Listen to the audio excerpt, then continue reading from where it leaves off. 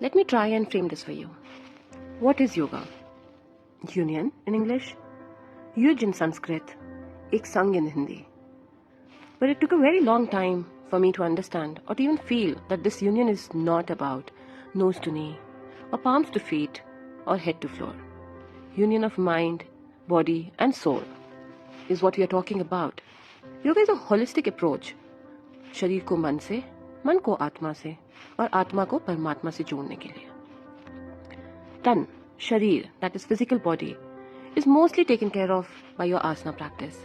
Man, that is emotional body, is taken care of mostly by prana, breath. And mastishk, mind, is taken care of by dhyana, meditation. So yoga basically is an umbrella of all of it together. Dhyana, pranayama, asana, and in the end samadhi. It is much more beyond the mat. Experience it for yourself.